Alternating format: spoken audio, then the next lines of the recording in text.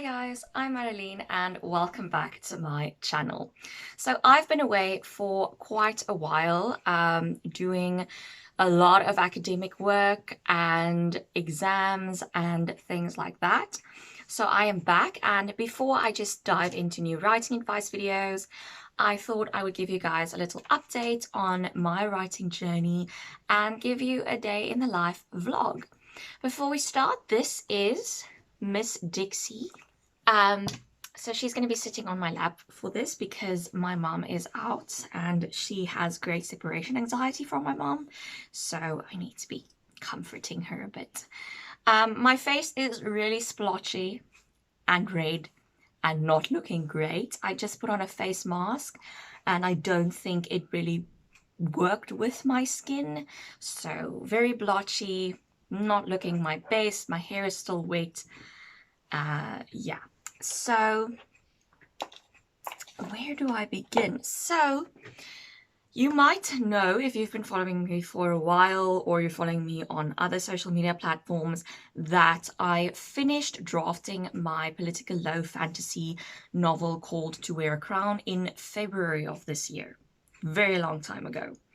Then, after finishing the first draft, I did self-editing for a while, and then I sent it to a critique partner and to alpha readers, and then based on their feedback, I edited that. Changed quite a lot of my novel. Then, after doing the critique partner and alpha reader edits, I sent off the book to beta readers for a 6-week beta reading process. I did a whole video on my entire process with alpha readers and beta readers and critique partners and all of that.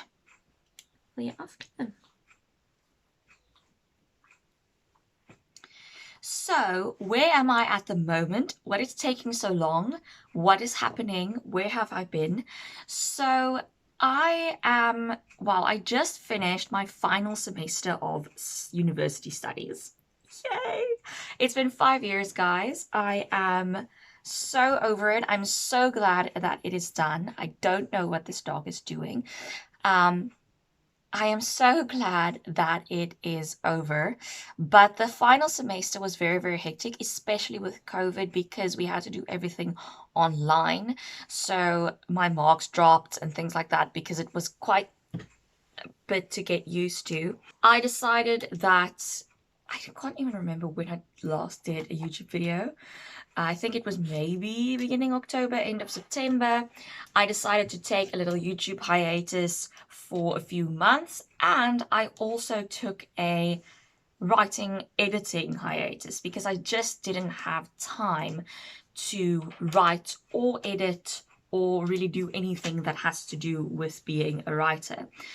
So I left that novel just shelved for a few months now, so it's quite a jarring thing to kind of get back into it, especially because I was kind of halfway through beta reader edits.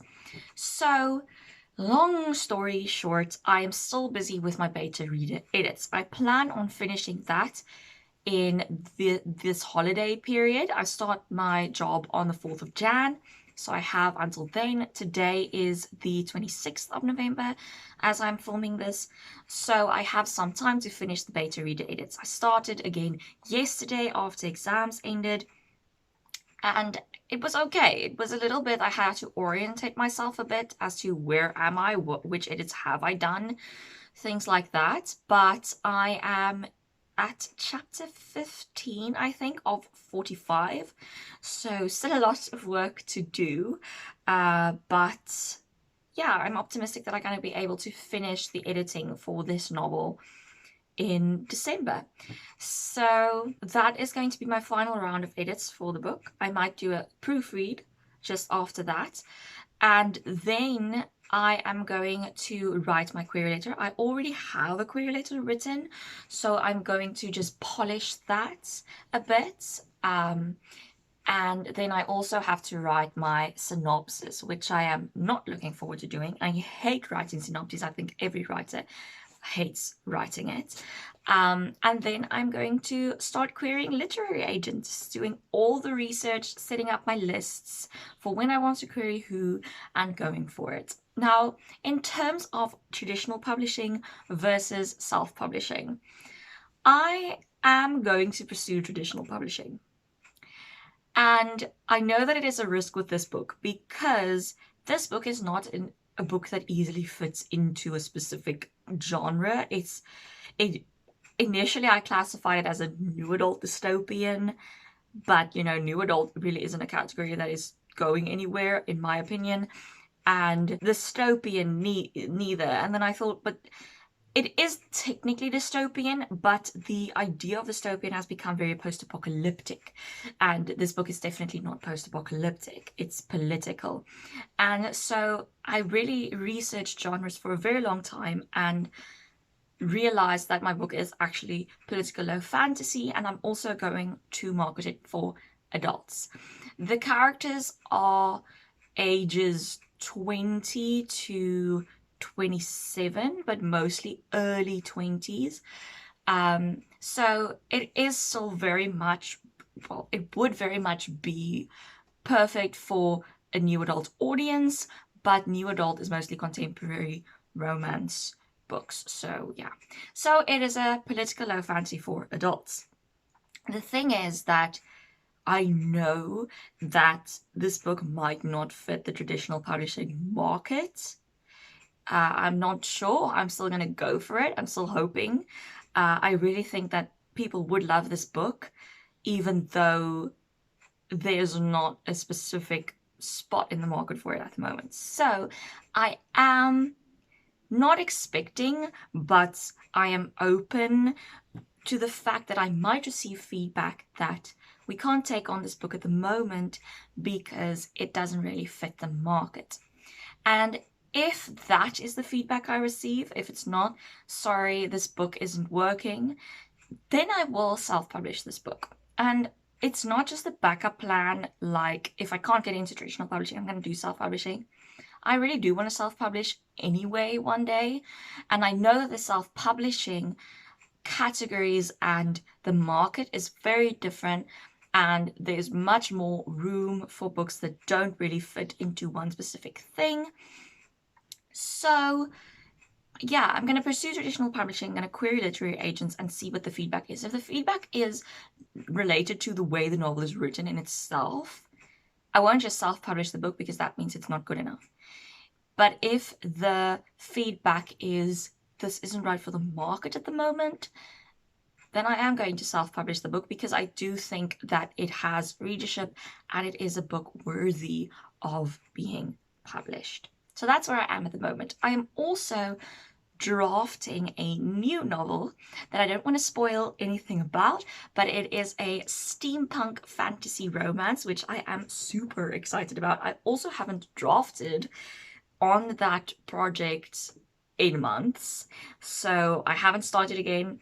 Still seeing how I'm going to dive into it. Don't think I'm going to write on that today. I think I'm going to be doing hello. I think I'm going to be doing edits onto our account today. And then another exciting project that I am working on is a complete plan your novel workbook. So I decided to put together a workbook with all the steps I take to plan my novel.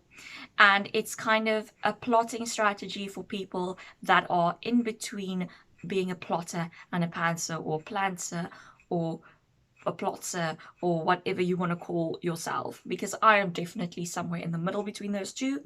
And I tend to do a different type of planning than a lot of people who have resources out there. So I thought it would be a good idea to put out a workbook on how I plan my novels.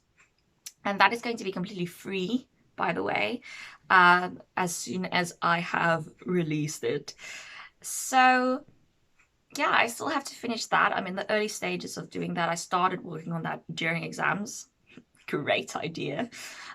So yeah, so I'm going to be working on that, I think, today, and some edits for To Wear a Crown. So that is the update on my writing journey, where I am, what I'm planning to do, and all of those good things. So yeah, enjoy the vlog.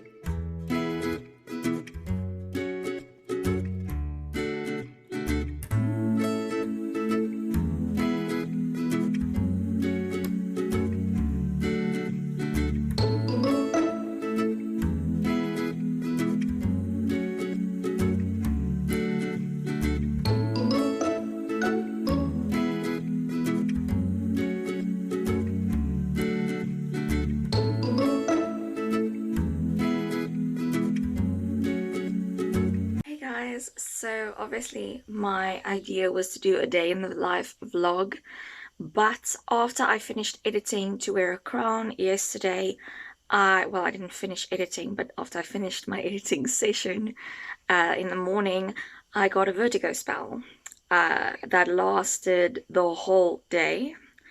So only now, waking up this morning, do I feel better. So obviously I didn't get any work done further in the day. I ended up just lying in bed with my mom and the dog. So yeah.